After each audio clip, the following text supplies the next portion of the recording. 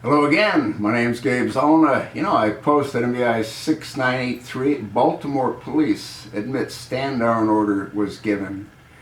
And although most people probably hadn't noticed, in that particular video I referred to the mayor of Baltimore as Marilyn Burke.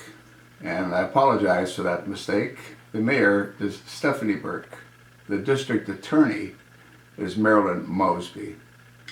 I wanted to clarify that because I got to believe that some folks might have noticed that, and I didn't want them to think that the noodle is slipping off the cracker or the cheese, like in the case with the senator from Arizona, Lame Brain Johnny McCain, the songbird of the Hanoi Hilton. His cheese slipped off the cracker a very long time ago. As far as what kind of fallout can we expect from this latest revelation, well, to me it wasn't a revelation. I had said it when the riots first took place. The chosen one, Barack Hussein Obama, had called and spoken to the mayor, Stephanie Burke. And I believe, as I had stated in previous videos, that wasn't the first stand-down order that Obama's given. He gave two in Benghazi, Libya. The whole thing's totally insane. We've got the new Attorney General, Loretta Lynch, who's doing a thorough investigation on the Baltimore Police Department when the corruption is swirling around the Attorney General, Marilyn Mosby, and the mayor, Stephanie Burke. They both need to go. The problem is, who's going to make them go? They're part of the cabal. They're doing the chosen one's bidding. And this whole thing is going to end up not good for either one of those two participants. These police officers will be vindicated. All you have to do is watch the video and see as the individual himself is taken to the paddy wagon. You can see that his legs don't work. His neck was broken, inadvertently, in all probability, by the police officer that had his knee on his neck.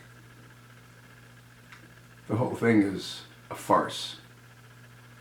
That's what it is. And when it's proven to be a farce, the savages will riot.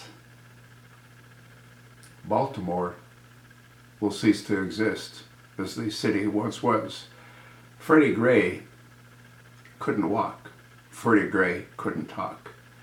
The mistake that the police made was they put him in the paddy wagon on the floor. They didn't strap him in. Well, they couldn't have, because he couldn't sit in either case. But they didn't try. Now the argument is that the police had new policies 3 days prior to Freddie Gray's arrest. In all probability, those police didn't even know those policies existed.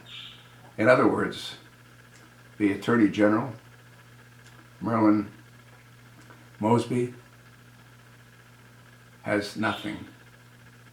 Her case disintegrated the moment she opened her mouth. Anyone that watched the proceedings, how quickly she came over with all those charges, it was all designed to further fan the flames of hatred. The only problem that they had was there was 3 blacks. If they would have been all white officers, that would have been ideal.